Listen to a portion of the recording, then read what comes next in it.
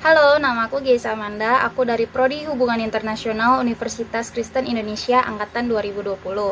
Di kesempatan kali ini, aku mau ajak teman-teman untuk ikut turut serta berikan harapan kalian untuk program presidensi G20. Sebelumnya, aku bantu info ya, G20 itu forum multilateral yang beranggotakan dari 20 negara dari berbagai benua. Nah, maka dari itu disebutnya dengan Group of 20 atau disingkatnya G20. Nah, tujuannya diadakan forum multilateral ini adalah kerjasama di bidang keuangan dan ekonomi. Ada juga beberapa tujuan lainnya yang mengedepankan kesehatan warga dunia seperti yang akan dilakukan oleh Indonesia sebagai pemegang presidensi G20 tahun 2022. Nah, presidensi mengusung tema Recover Together and Recover Stronger ini. Melalui tema ini, Indonesia mengajak seluruh dunia untuk bersama-sama mencapai pemulihan yang lebih kuat dan berkelanjutan. Dan melalui forum G20 ini, Indonesia berkesempatan mendorong upaya kolektif dunia mewujudkan kebijakan yang dapat mempercepat pemulihan ekonomi global secara inklusif.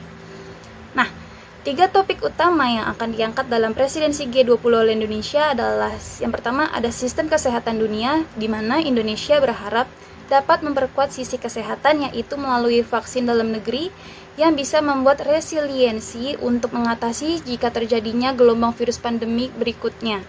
Nah, maka dari itu, vaksin merah putih, vaksin Nusantara, ataupun vaksin lainnya yang bisa bekerja sama dengan perusahaan farmasi, baik dengan BUMN dan swasta, akan didorong terus-menerus agar selain menangani COVID-19, kita juga bisa menghemat devisa negara kita.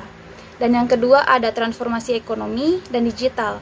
Pemerintah sudah mempunyai roadmap dan mendorong infrastruktur digitalisasi melalui penciptaan alat komunikasi satelit orbit rendah atau Low Earth Orbit Satellite untuk menjangkau layanan komunikasi hingga wilayah terpencil dan lebih terjangkau.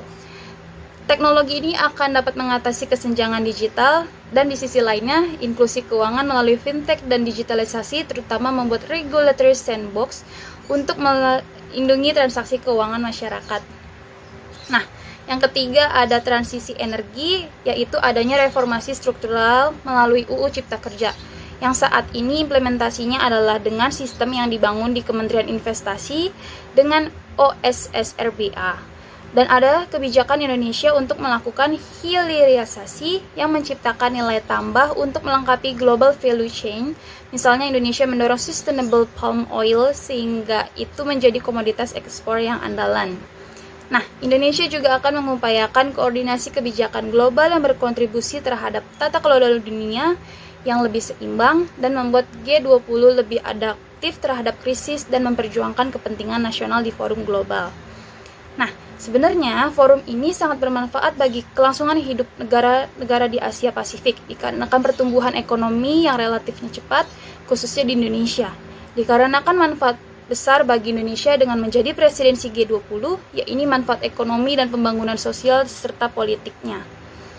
Dari program kerja dan tujuan diadakannya G20 ini, aku melihat adanya hubungan kerjasama liberal di mana Indonesia mengajak seluruh dunia untuk bersama-sama mencapai pemulihan yang lebih kuat dan berkelanjutan. Dan menurut aku, semakin terintegrasinya perekonomian global, keberhasilan penanganan pandemi dan pemulihan ekonomi di suatu negara tidak akan dapat bertahan lama juga apabila tidak diikuti oleh keberhasilan yang sama di negara-negara lainnya juga. Jadi harus saling backup satu sama lain, terutama yang pertumbuhan ekonominya pesat seperti negara-negara di Asia Pasifik. Nah, harapan aku sebagai anak muda Indonesia, semoga apa yang telah dicanangkan dan direncanakan dapat terrealisasikan dengan waktu yang cukup singkat, ya ini sampai November 2022 ini. Dan segala biaya yang sudah terintegrasi dapat digunakan sebaik-baiknya demi kehidupan bermasyarakat dan bernegara.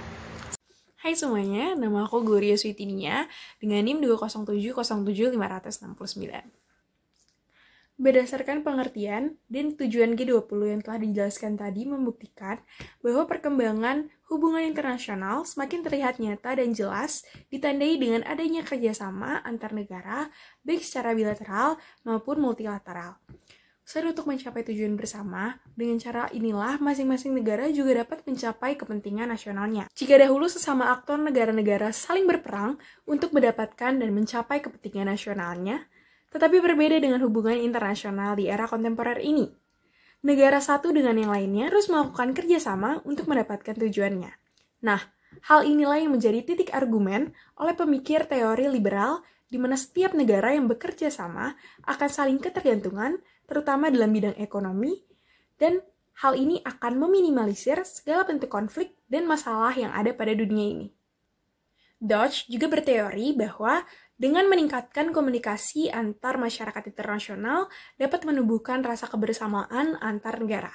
Dan dari sinilah membentuk masyarakat menjadi satu, sehingga adanya komunitas, forum, hubungan kerjasama atau organisasi internasional, sehingga mereka tidak lagi memikirkan perang dan hal-hal yang anarki. Teori institusionalisme liberal memiliki argumen bahwa lingkungan yang kaya institusi atau kerjasama internasional antar negara akan menghasilkan lebih banyak kerjasama daripada lingkungan yang miskin institusi. Dan dari sinilah kita bisa menarik kesimpulan bahwa baik lembaga, forum, ataupun kerjasama internasional merupakan instrumen yang penting bagi negara untuk menyelesaikan suatu permasalahan. Selain itu, dengan kerjasama antar aktor negara di dalam forum internasional, negara juga dapat mencapai tujuan nasionalnya melalui kerjasama ini.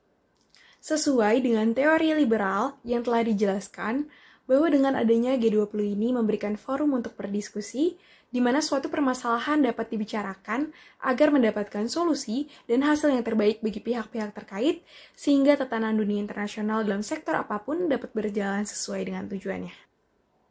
Sebagai masyarakat Indonesia, tentunya saya sangat berharap besar kepada Indonesia agar dapat memberikan kesan yang indah dan optimisme bagi masyarakat internasional. Serta, saya berharap Indonesia dapat tampil dengan langkah dan terobosan yang konkret terlebih lagi dalam masa pandemi COVID di masa ini. Dan saya berharap melalui G20 ini, Indonesia mampu memberikan hasil kebijakan dan resolusi yang baik, mendorong setiap negara lain untuk melakukan tindakan dan aksi nyata sehingga masyarakat dunia akan merasakan dampak positif, terutama bagi negara-negara berkembang, agar pemulihan tatanan dunia global dapat tercapai.